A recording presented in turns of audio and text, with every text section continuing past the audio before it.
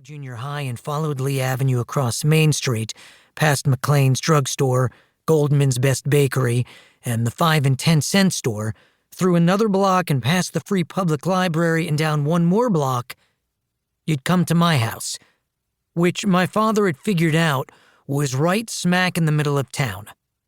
Not on the north side, not on the south side, just somewhere in between. "It's the perfect house," he said. But perfect or not, it was hard living in between. On Saturday morning, everyone north of us was at Temple Beth El.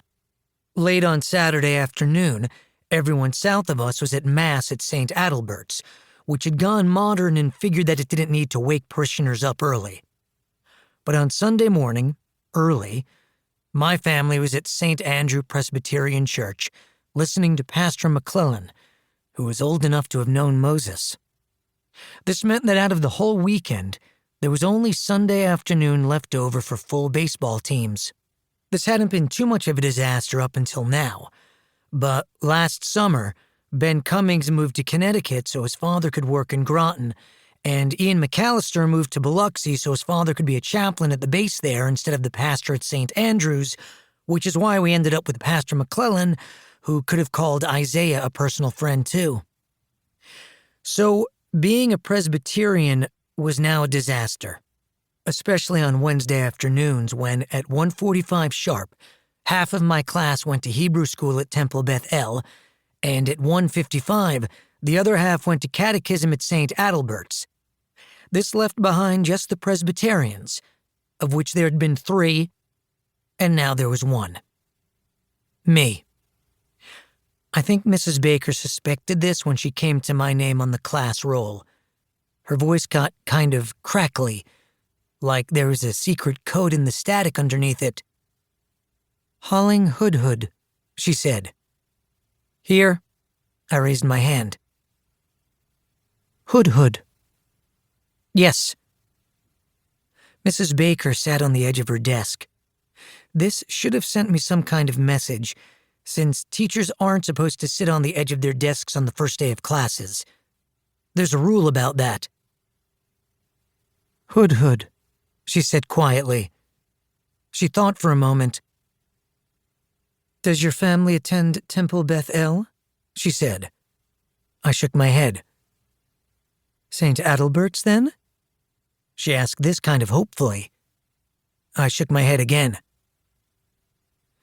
"So on Wednesday afternoon you attend neither Hebrew school nor catechism?" I nodded.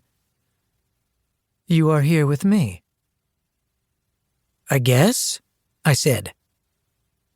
Mrs. Baker looked hard at me. I think she rolled her eyes.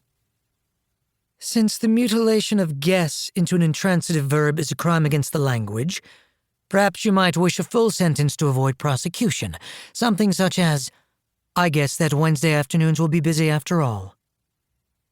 That's when I knew that she hated me.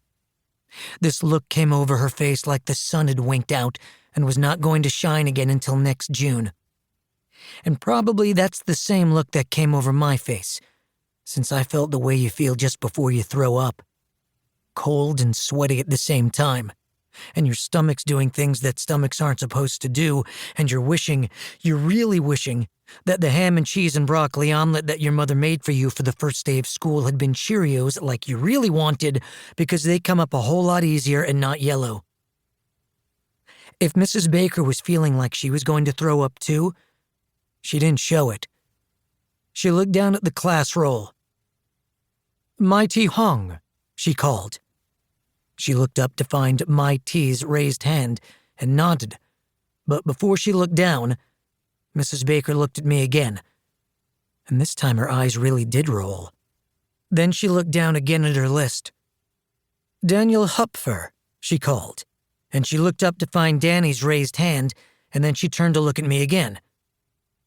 "Merrilee Kowalski," she called. She found Merrilee's hand and looked at me again. She did this every time she looked up to find somebody's hand. She was watching me because she hated my guts. I walked back to the perfect house slowly that afternoon. I could always tell when I got there with